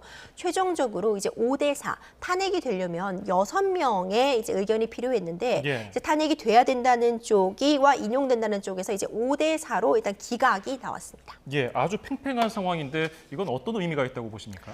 그렇죠. 팽팽했다고 볼 수 있을 것 같습니다. 그러니까 4명은 적어도 탄핵 사유가 된다고 본 것이고요. 이 5명, 탄핵 사유는 되지 않는다고 본 부분도 미세하게 의견이 갈려 있습니다. 5명 중에 이제 3명은 법률상의 위반이 아예 없다. 이 기소권 남용이 아니다. 다른 사안에 대해서 새로 증거가 나왔기 때문에 기소한 것에 불과하지 어떤 보복 수사나 보복 기소가 아니라고 본 반면 이 기각한 5명 중에서도 이제 2명의 의견은 어떻게 보면 법률상의 위반 내용은 존재하지만 직권 남용에 이를 정도는 아니다. 그렇기 때문에 탄핵될 정도까지는 아니었다고 보았거든요. 그러니까 이렇게 팽팽한 의견이 있었지만 이제 앞으로도 이 검사에 대한 탄핵 사유들이 좀 줄줄이 지금 재판이 예정되어 있는 만큼 어쨌든 이번 재판도 어떤 판단의 근거로서 작용할 수 있을 것 같습니다.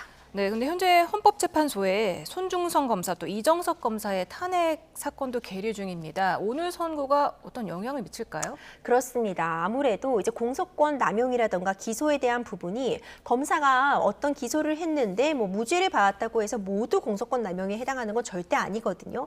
그 과정에서 이번 탄핵 판단이 그렇다면 공소권 남용은 언제 인정이 될 수 있는 것이며 그런 부분이 일부 발생하더라도 이것이 탄핵 사유가 되는지 이런 부분을 판단하는 한 기준이 될 수 있기 때문에 말씀 주신 것처럼 앞으로도 계속 이와 관련된 재판이 예정되고 있어서 하나의 기준으로서 충분히 작용할 수 있을 것 같습니다. 예, 오늘 나온 뜨거운 판결 내용들 임주혜 변호사와 살펴봤습니다. 고맙습니다. 감사합니다. 감사합니다. 오늘 낮 동안에도 하늘이 흐린 곳이 많았는데요. 밤에도 역시 구름이 많이 끼겠습니다. 대신 구름이 이불 역할을 하면서 퇴근길 기온이 크게 낮아지지 않겠습니다. 자정까지 서울 기온이 19도 이상을 유지하면서 선선함이 감돌겠습니다.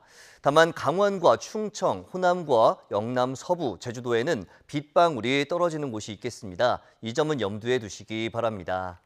내일은 대체로 구름 많다가 오전부터 맑은 날씨를 회복하겠습니다. 전남 해안과 제주도에는 비가 조금 내리겠지만 오전에 대부분 그치겠고 이 지역도 점차 날이 개겠습니다.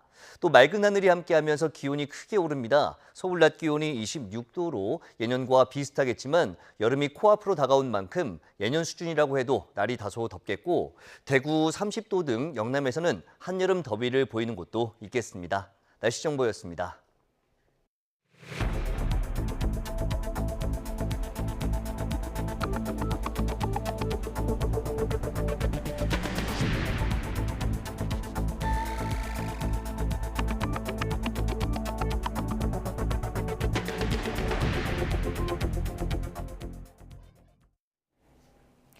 내년도 39개 의대 정원은 모두 4,610명으로 올해보다 1,497명이 늘어납니다.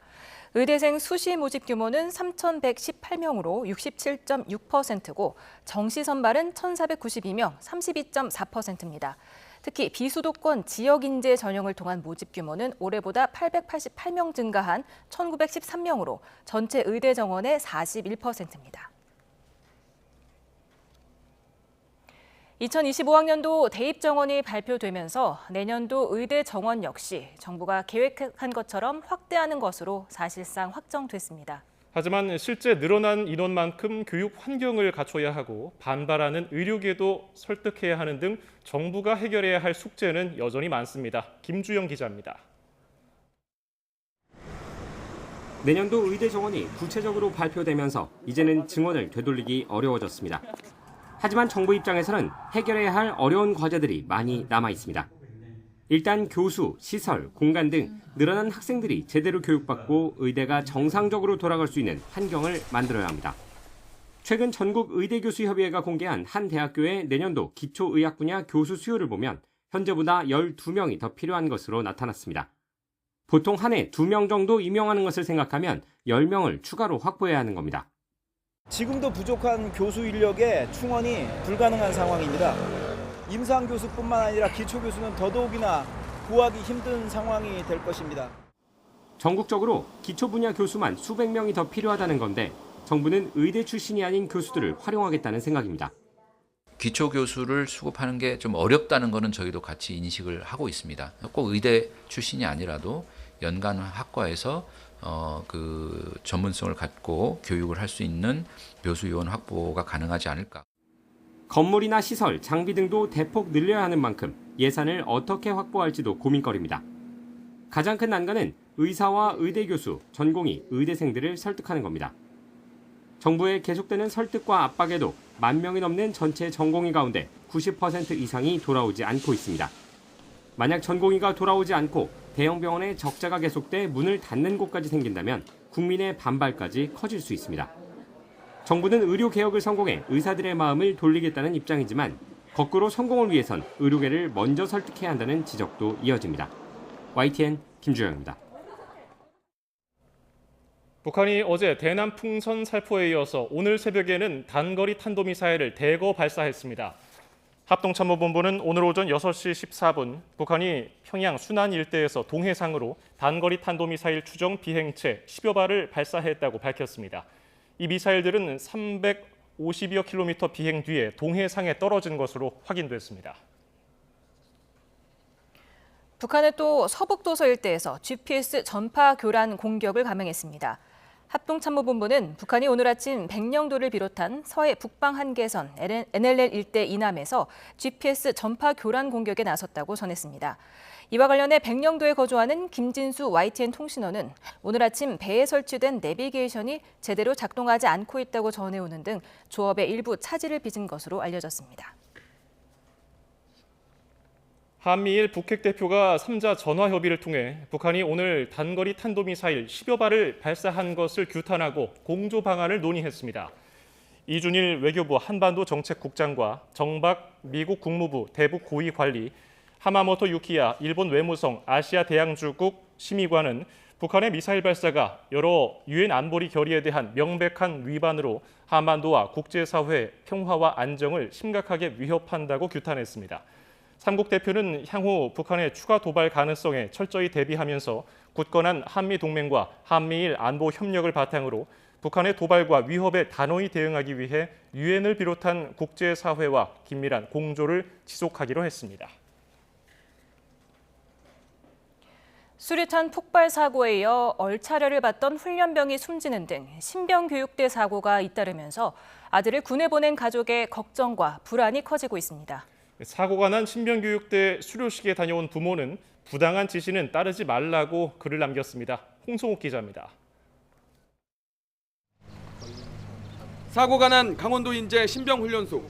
숨진 훈련병에 앞서 입소한 아들의 훈련소 수료식에 다녀온 부모가 글을 남겼습니다. 수료식 내내 누구도 숨진 훈련병을 애도하지 않았고 연병장 동상 앞 테이블에 놓인 국화꽃 3송이가 전부였다고 밝혔습니다. 이어 자대 배치를 앞둔 아들에게 부당한 지시는 고발하라는 조언을 했고 다짐을 받았다며 이것이 아빠가 아들에게 전하는 군 복무 신조라고 적었습니다. 훈련병 가족들은 걱정과 불안을 호소하고 있습니다. 무엇보다 이번 사건은 규정을 위반한 얼차려인 만큼 재발 방지 대책을 요구하고 있습니다. 군 관계자는 다른 훈련병들에게 심리적으로 불안감을 줄 수 있어 부대 내 애도 공간을 마련하는 것은 어렵다며 동료 훈련병들을 대상으로 심리 상담을 지원하고 있다고 밝혔습니다. 숨진 훈련병의 연결식은 고향 전남 나주에서 부대장으로 치러졌습니다. 사단장을 포함한 군 관계자와 유가족 등 100여 명이 참석했고 고인은 대전 국립현충원에 안장돼 영면합니다. 경찰은 수사에 속도를 내고 있습니다. 함께 얼차려를 받은 훈련병 5명을 상대로 참고인 조사를 벌인 데 이어 당시 상황을 목격한 부대 간부들을 대상으로 조사를 이어가고 있습니다. 앞서 연병장 CCTV를 군으로부터 넘겨받았고 이를 토대로 숨진 훈련병이 쓰러진 시간과 이후 어떤 조치가 이루어졌는지 등을 확인하는 것으로 알려졌습니다. 경찰은 사건 기록과 CCTV 분석 등을 마치는 대로 얼차려 지시를 내린 중대장과 부중대장 등 2명을 소환 조사할 방침입니다. YTN 홍서욱입니다. 지난 4월 총선에서 당선된 22대 국회의원들의 4년 임기가 시작됐습니다.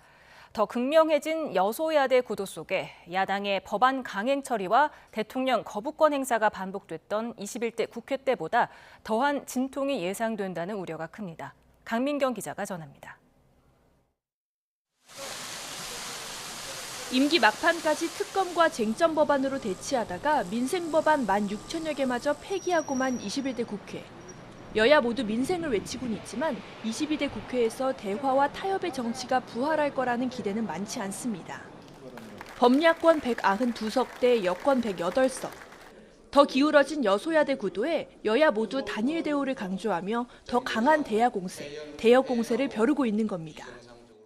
저희 민주당은 민생을 위해서라면 어떤 결단도 할 수 있지만 동시에 민생을 지키기 위해서라면 어떤 싸움도 마다하지 않을 것입니다.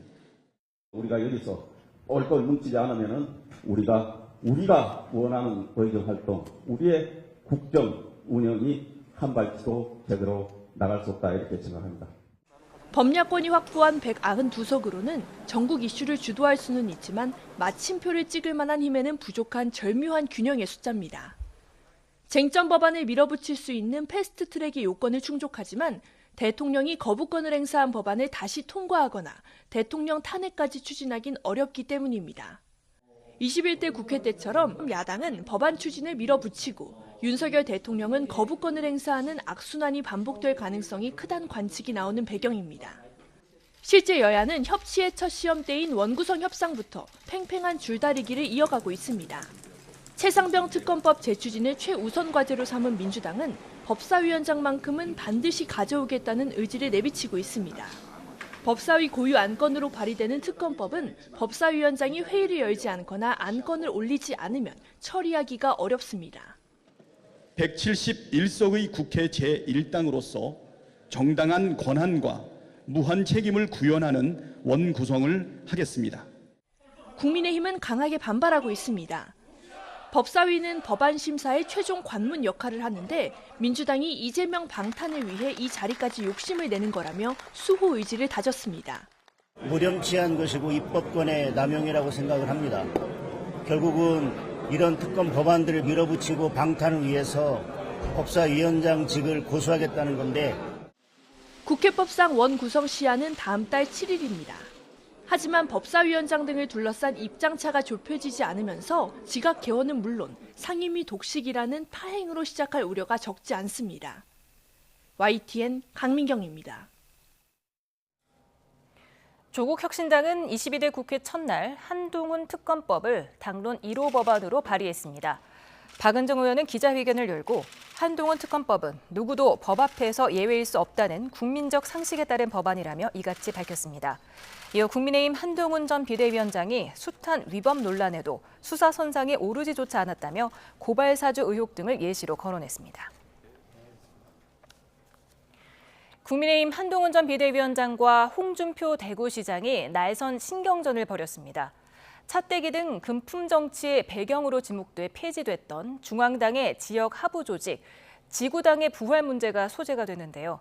이면에는 차기 당권과 대권이 자리 잡고 있다는 분석도 나옵니다. 김다은 기자의 보도입니다. 국민의힘에서 지구당 부활론에 신호탄을 쏘아 올린 건 한동훈 전 비상대책위원장이었습니다.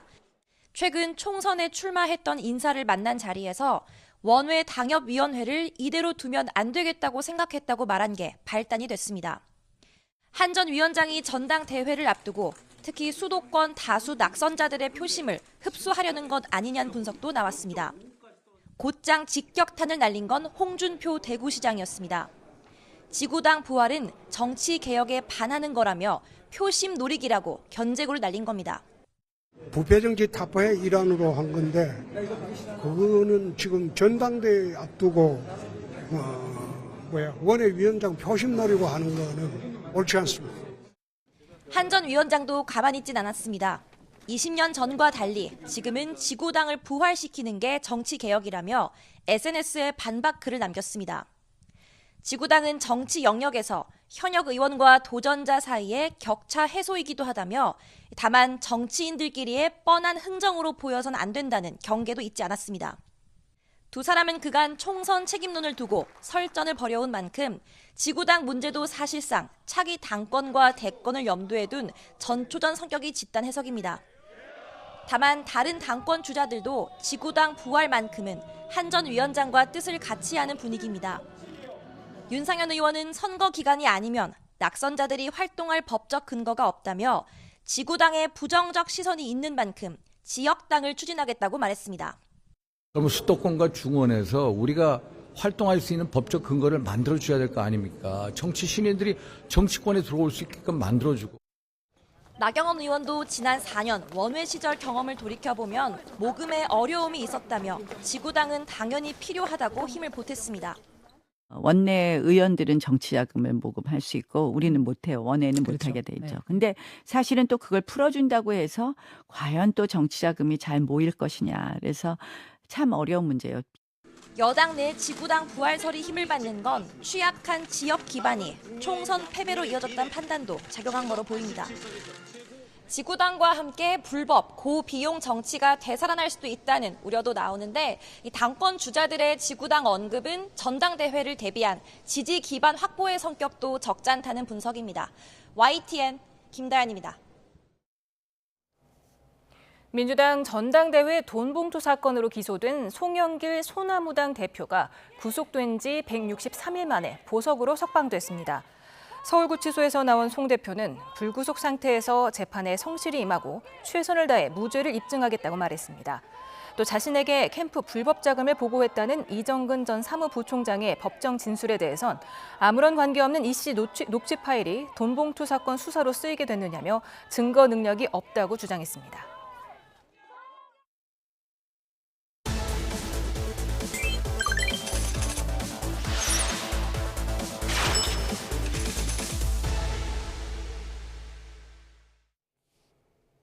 뉴스플러스 오늘의 경제픽입니다. 지난 1988년 결혼한 최태원 SK 회장과 노소영 아트센터 나비 관장. 당시에 재벌그룹 아들과 현직 대통령 딸의 결혼으로 세간의 관심을 받았습니다. 2015년 최 회장이 동거인과 혼외자의 존재를 공개한 뒤에 2017년 이혼 조정을 신청했지만 노소영 관장이 이혼에 반대하면서 합의에 이르지 못했고요. 본격적인 소송전에 들어갔습니다. 하지만 노 관장은 2019년 이혼하겠다는 뜻을 밝히면서 맞소송에 나섭니다. 여기에서 관심을 받았던 것은 노 관장이 요구한 위자료 3억 원, 그리고 최태원 SK 회장이 보유한 SK 지분 50%였습니다. 1심에서 법원은 노 관장이 요구한 SK 주식에 대해서 재산 분할 대상이 아니라고 판단했습니다. 대신 위자료 1억 원, 또 재산 분할 655억 원을 선고했고요. 노 관장은 바로 항고에 나섰습니다. 그리고 오늘 항소심에서 법원은 1심 판단과 달리 SK 주식도 재산 분할 대상이라고 인정했습니다. 그리고 최 회장이 노 관장에게 위자료 20억 원, 재산 분할로 1조 3,800억여 원을 지급하라고 판결했습니다. 특히 재산 분할액의 경우 현재까지 알려진 역대 국내 최대 규모입니다. 문제는 2심 판결이 확정될 경우 최태원 회장이 1조 3천억 원이 넘는 돈을 어떻게 조달하느냐는 겁니다. 결국 최 회장이 SK 주식을 매각해서 경영권이 흔들릴 수 있다는 관측도 나오고 있는 가운데 SK 지주사 주식은 급등했습니다. 박기환 기자입니다. 최태원 SK그룹 회장이 가진 SK 지주사 지분은 모두 17.73%로 2조 812억 원가량입니다. 두 동생이 가진 지분까지 포함해 총수 일가 지분은 24% 정도입니다. 재계 2위 SK그룹의 경영권이 이곳에서 나옵니다. 문제는 노소영 관장과의 재산 분할이 미칠 영향입니다. 만약 2심 판결이 유지된다면 최 회장이 노 관장에게 지급해야 할 돈은 1조 3천억 원이 넘습니다. 당장 SK 주식 매각 가능성이 거론됐지만 경영권을 흔들 수밖에 없는 선택은 하지 않을 것이라는 전망이 많습니다. SK프로 인수할 때 주 SK 지분을 담보대출을 받아서 산 거란 말이에요. 다시 주 SK 담보를 받아서 그 돈을 내야 되는 그런 상황인 거죠. 문제는 또 있습니다. 노태우 전 대통령의 비자금 전달 등 최 회장의 재산 증식 과정에서의 문제가 인정된 만큼 이후 논란이 될 소지가 남아있기 때문입니다. 일단 SK그룹은 이번 판결에 대해 별다른 입장은 내지 않은 채 상황을 예의주시하고 있습니다. 주식도 분할 대상이라는 판결에 SK 주가가 출렁였습니다. SK 주가는 항소심 판결 이후 급등하며 전날보다 9.26% 오른 15만 8,100원으로 장을 마쳤습니다. 11.5조 원을 넘는 수준인데 1조 3천억을 지금 지급하라고 판결했기 때문에 만약 경영권 문제는 주가에 항상 긍정적으로 작용을 했거든요. 그래서 이런 부분들이 오늘 시장에 반영이 된 게 아닌가라고 생각합니다. 세기의 이혼으로 불리는 최 회장과 노 관장의 이혼 판결이 재계의 지각 변동으로 이어질지 관심이 집중되고 있습니다. YTN 박견입니다. 이른바 서학개미로 불리는 한국의 미국 주식 투자자들이 가장 사랑하는 주식 바로 테슬라입니다. 최근 AI 열풍에 엔비디아가 급등하면서 주식 보관 금액 순위 역전에 성공했습니다. 자세히 살펴보시죠. 자, 먼저 지난 28일 기준 서학개미들의 주식 보관 금액 1위 바로 엔비디아로 나타났습니다. 15조 2천억 원으로 집계가 되면서 테슬라 보관 금액인 14조 7천억 원을 앞섰습니다. 그러나 사들인 건 여전히 테슬라가 더 많았습니다. 테슬라가 1조 6천억 원, 엔비디아가 7천억 원이었는데요. 하지만 주가 상승에서 엔비디아가 테슬라를 압도하며 해외 주식 보관 금액 왕좌를 차지했습니다. 전기차 수요가 줄면서 테슬라 주가는 올해 들어 30% 가까이 떨어진 반면 AI 시대를 맞아 무섭게 성장하고 있는 엔비디아는 MS와 구글, 메타와 같은 테크 공룡들의 구매 행렬 속에 주가가 140%가량 급등했습니다. 엔비디아의 시가총액은 18개월 만에 무려 7배나 늘어 3조 달러를 눈앞에 두게 됐는데요. 마이크로소프트와 애플에 이어서 세계에서 세 번째로 시가총액이 큰 기업이 됐습니다. 트레이드마크인 검은 가죽 재킷으로 유명하지요. 엔비디아 CEO 젠슨 황도 세계 부호 순위 15위로 올라섰습니다.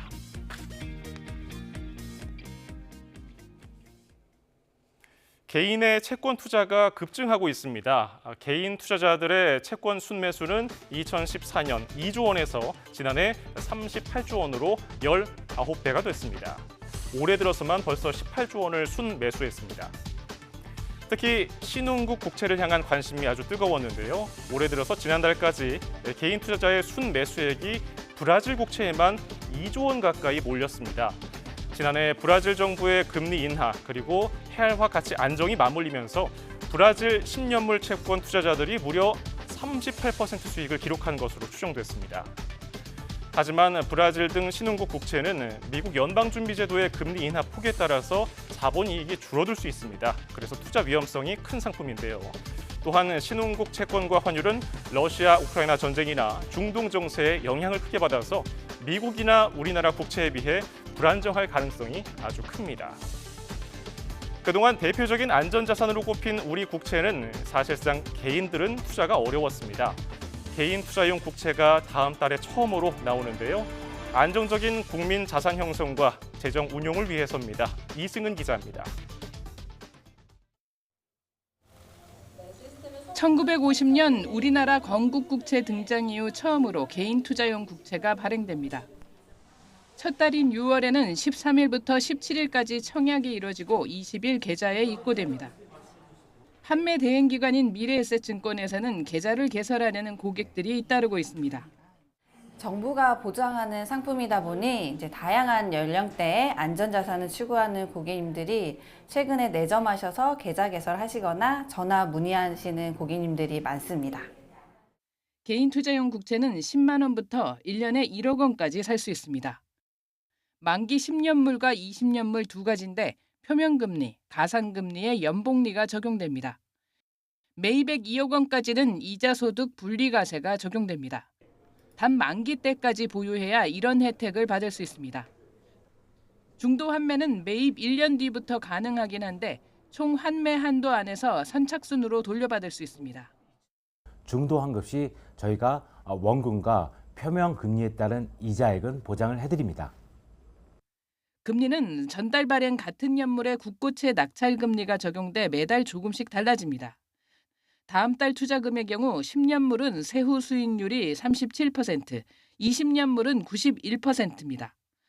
목돈 1억 원을 투자한 경우 10년물은 세전 기준 1억 4,370만 원, 20년물은 2억 780만 원을 받을 수 있습니다. 노후를 위해 20년간 50만 원씩을 사면 20년 뒤 매달 100만 원 정도를 받을 수 있습니다. 10년물 같은 경우에는 만기 보유 시까지 약 1.5배, 20년물 같은 경우에는 만기 보유 시까지 약 2배 이상의 수익을 올리는 것으로 저희들이 보고 있습니다. 자녀나 손주에게 증여를 위해 문의하는 고객들도 많습니다. YTN 이승은입니다. 지난해 해외 금융 계좌 잔액을 합친 금액이 5억 원을 넘으면 오는 7월 1일까지 국세청에 신고해야 합니다.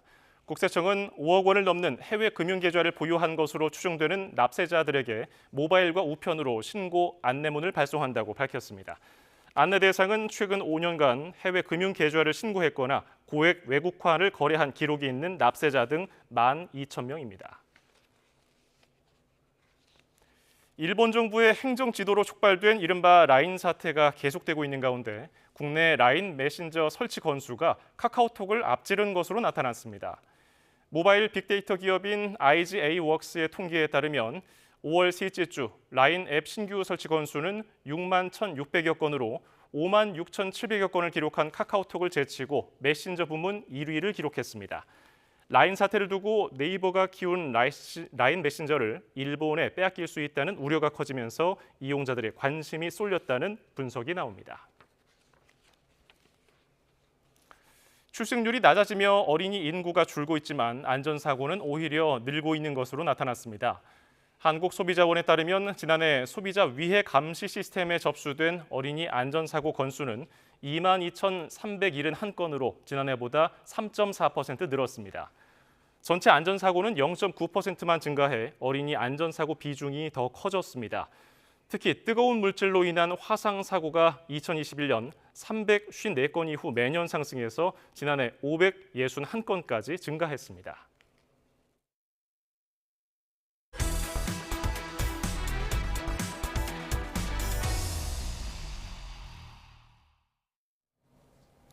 경영권 탈취 의혹을 받는 민희진 어도어 대표가 해임을 막아달라며 하이브를 상대로 제기한 가처분 신청이 법원에서 받아들여졌습니다.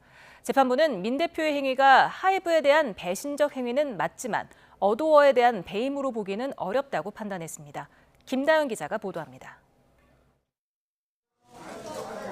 경영진 교체를 안건으로 한 어도어 임시주총을 하루 앞두고 민희진 대표가 해임 위기에서 일단 벗어났습니다. 어도어 지분의 80%를 보유한 하이브가 민 대표 해임을 추진해선 안 된다는 법원 판단이 나온 겁니다. 재판부는 명확한 사유가 없는 이상 하이브가 민 대표 해임에 찬성하는 의결권을 행사하지 않아야 한다며 만약 찬성한다면 200억 원을 배상해야 한다고 결정했습니다. 지난해 3월 민 대표가 하이브와 체결한 주주간 계약을 존중하라는 취지입니다.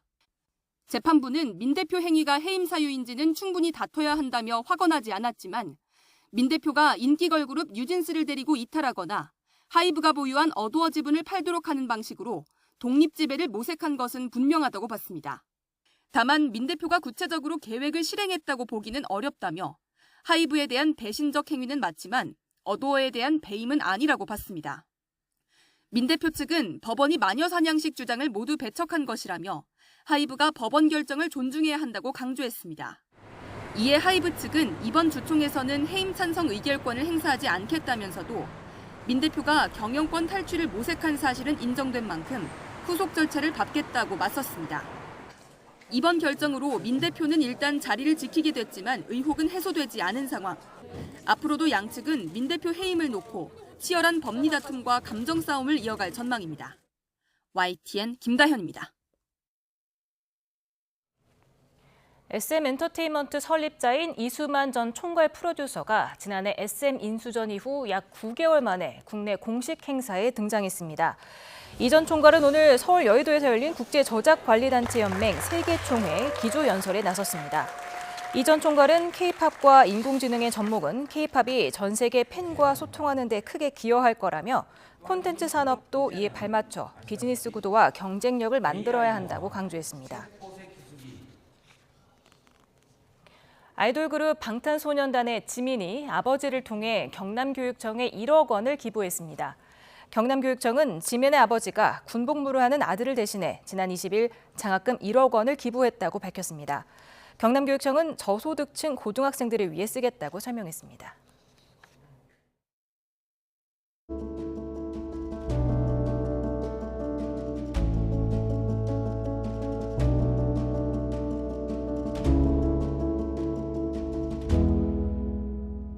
우리나라 최초의 인공위성 우리별 1호가 성공적으로 발사됐습니다.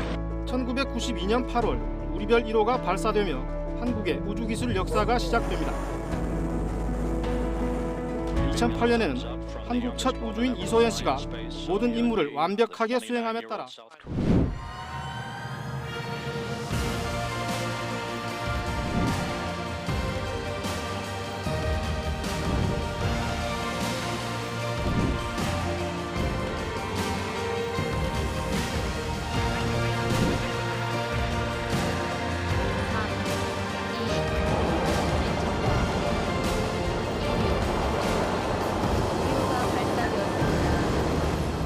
우리 탐사선을 달에 착륙시키고 화성에 태극기를 꽂는 미래로의 큰 걸음을 내딛게 됩니다.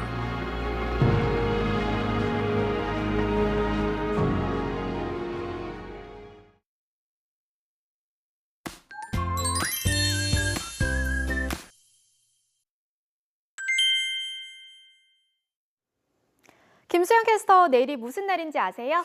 내일이요? 내일은 5월 31일이니까 5월의 마지막 날이죠? 네, 맞아요. 그것도 맞긴 한데 내일이 금연의 날이라고 합니다. 아, 금연의 날이요? 그러면 우리가 또 그냥 넘어갈 수는 없잖아요. 그쵸. 흡연이 만병의 근원이라고 불리는 만큼 금연에 도움이 되는 것은 무엇인지 한번 살펴볼까요? 네, 좋습니다. 우선 금연을 하면 금단 현상 때문에 스트레스와 불안감이 심해지게 되는데요. 이럴 때 다크 초콜릿을 먹으면 도움이 되고요. 녹차 역시 스트레스 완화에 도움이 된다고 합니다. 네, 그리고 우유는 담배의 맛을 안 좋게 만드는 효과가 있다고 합니다. 따라서 담배 생각이 날 때 우유를 마시는 것도 금연하는 데 도움이 되겠습니다. 그리고 귀 위쪽에 신문점이 있는데요. 이곳을 누르면 불안감과 초조함을 완화할 수 있다고 하고요. 또 귀 아래 오목한 곳, 내분비점, 이곳을 누르면 금연할 때 나타나는 두통과 불면증을 완화할 수 있다고 합니다. 네, 금연의 날을 맞아서 금연에 한번 도전해 보시는 건 어떨까요? 이번에는 날씨 알아보겠습니다. 네, 내일은 구름이 걷히고 낮 동안 맑은 하늘이 드러나겠습니다. 서울 한낮 기온 26도, 대구는 30도까지 크게 오르겠습니다. 다만 기온이 오르는 만큼 일교차도 크게 벌어져 옷차림에 유의해야겠습니다. 내일은 대체로 구름 많다가 오전부터 맑은 날씨를 회복하겠습니다. 전남 해안과 제주도에 비가 조금 내리겠지만 이 지역도 오전에는 대부분 그치겠고 이후 점차 날이 개겠습니다. 네, 주말인 모레는 전국이 대체로 흐린 가운데 중부와 경북에 비가 내리겠습니다. 수도권과 충북의 비는 오후면 대부분 그치겠지만 동쪽 지방은 휴일까지 이어질 전망입니다. 지금까지 날씨 캔버스의 원이다. 김수현이었습니다. 오늘 저희가 준비한 뉴스 플러스는 여기까지입니다. 잠시 뒤 뉴스퀴어 저녁 8시 뉴스가 방송됩니다. 고맙습니다.